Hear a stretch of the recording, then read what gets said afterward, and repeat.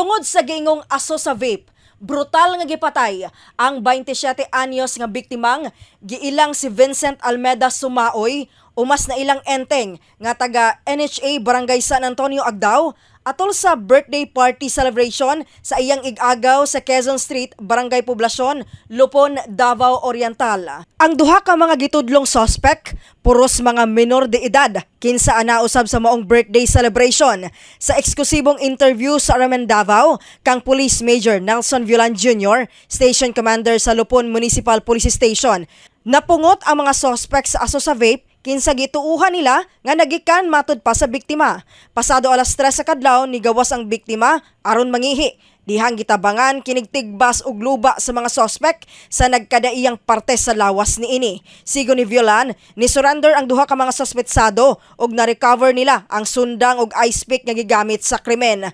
Gidala ang biktima sa Davao Regional Medical Hospital sa Tagum gikan sa Lupon District Hospital apan tungod sa daghang samad sa kalawasan nga nahiuguman niini. Namatay ang biktima 10:46 AM niadtong Sabado. Gikasuhan na sa kapulisan ang duha ka mga nag-edad 16 anyos ug 17 anyos nga mga suspetsado kagahapong adlaw, Nobyembre 22, 2021. Dili na sila mag-worry kay na naman sa custody nato ang duha ka suspect. Pero at the same time, to na sa fiscal inquest nato ang suspect. File ta kaso sa ila. So, kumbaga ang bula karon na sa fiscal. Determine na sa fiscal kung nabay liability ang duha ka suspect.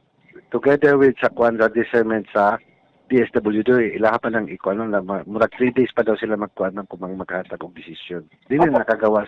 Not unless kung nai-order sa mga from fiscal's office or from court na i-release na mga suspects. Pero definitely, kung wala order, sa mga na siya. Nagbangutan og gustisya ang padayong singgit sa pamilya sa biktima. Gibutyag sa iya niini nga si Enely Almeda, walay bangi nga nahitabo tali sa biktima ug mga suspect atol sa okasyon. Kami wala pun gikabalo nga gitigbas na siya do kay na may sound sa sulod, the party man. So wala na may nakadungog na lang ni siya git na nga akong paryente nga kanang tiimili kanang gidunggab si tumato paggawas na ako dito sa gate nagapa naman siya nga dagan kay ko isa mad itabang ting ko mo to gigapos na ko siya nakadugo ko kay gigapos gisto na ko siya ang sawang kay dagan sa ospital ya naman ako mga paryente kay nang gawas na tanan nga ayaw ilabi kay mao siya samot mo tang dagan ako din dito sa ospital mao na to nagkuha mig ambulance. Sumala sa long-term girlfriend niini, posibleng naalaan lang si Enteng kinsa dili gapanigarilyo ug ga-vape. Unsa mong lantaw nganong gibuhat to sa iya ha?